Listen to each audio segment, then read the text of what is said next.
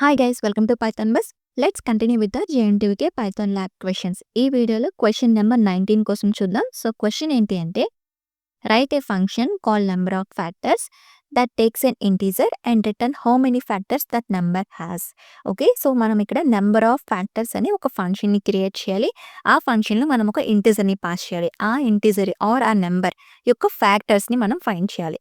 Okay, so మీరు నా JNTUK అన్ని క్వశ్చన్స్ కూడా ఫాలో అవుతూ ఉంటే క్వశ్చన్ నెంబర్ 13 దగ్గర కూడా సేమ్ ఇదే క్వశ్చన్ ఉంది, like finding a factors for that given number. Okay, నేను అక్కడ ఆల్రెడీ లాజిక్తో each and everything step by step క్లియర్గా చెప్పేశాను.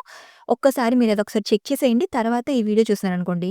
సో నేను దీంట్లో నేను లాజిక్ ఎక్స్ప్లెయిన్ చేయట్లేదు, జస్ట్ ఆ ఫంక్షన్లో ఎలా ఇంప్లిమెంట్ చేయాలి అని చెప్తాను. ఓకేనా? సో ఆ లింక్ అనేది కింద డిస్క్రిప్షన్లో ప్రొవైడ్ చేస్తాను, ఆర్ ఎండ్ కార్డ్లో కూడా మీకు ఆ వీడియో కనిపిస్తుంది. ఓకేనా? సో ఈ వీడియోలో చెప్పట్లేదని ఏమనుకోకండి. సో ఆల్రెడీ మొత్తం క్లియర్గా లాజిక్ అందులో ఎక్స్ప్లెయిన్ చేశాను కదా. ఫస్ట్ ఆ వీడియో చూసిన తర్వాత ఈ వీడియోని కంటిన్యూ చేయండి, మీకు క్లియర్గా అర్థమైపోతుంది. Clear? So let's create a function call def. ఇక్కడ నెంబర్ ఆఫ్ ఫ్యాక్టర్స్ అనే నేమ్ ఇచ్చారు కదా. So let's use this name. First function create చేసేసాం అండ్ ఫస్ట్ ఇక్కడ నేను యూజర్ నుంచి ఇన్పుట్ తీసుకుంటున్నాము. So let's take a variable call number equal to input, enter a number to find its factors. Okay, so ఇది integer అనేది, input అనేది integer కాబట్టి దీన్ని మనం ఇంట్లోకి కన్వర్ట్ చేసుకుందాం. ఓకేనా? దెన్ ఫంక్షన్ క్రియేట్ చేసాం కదా, ఫంక్షన్ని కాల్ చేయాలి. So number of factors and ఇక్కడ ఆర్గ్యుమెంట్ని పాస్ చేయాలి.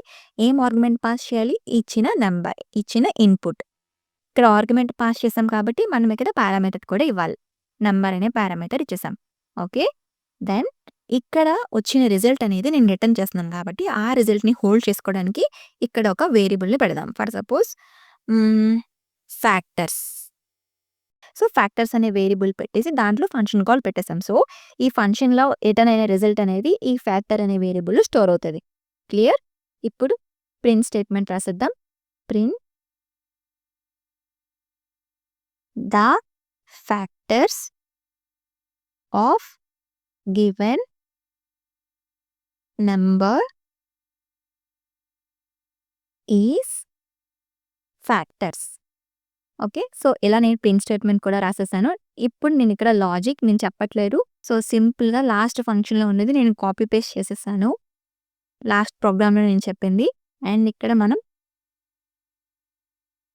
Return factors. Okay okay fine.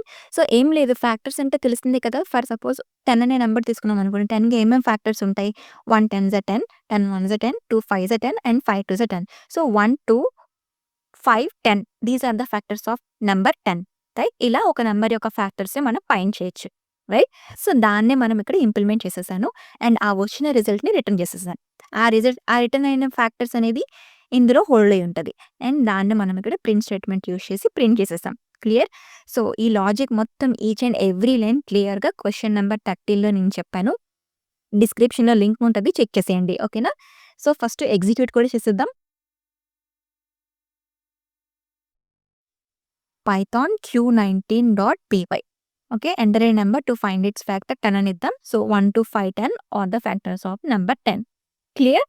So క్లియర్గా అర్థమైంది కదా. సో లింక్ కింద డిస్క్రిప్షన్లో ఉంటుంది, ఒకసారి చెక్ చేసేయండి మొత్తం లాజిక్ కోసం. ఇంకా ఏమైనా డౌట్స్ ఉంటే కామెంట్ సెక్షన్లో మెన్షన్ చేయండి. అలానే నా ఈ కంటెంట్ నచ్చితే కనుక తప్పకుండా ఛానల్ని లైక్ చేయండి, షేర్ చేయండి, సబ్స్క్రైబ్ చేసుకోండి. See you next videos. Bye bye, take care.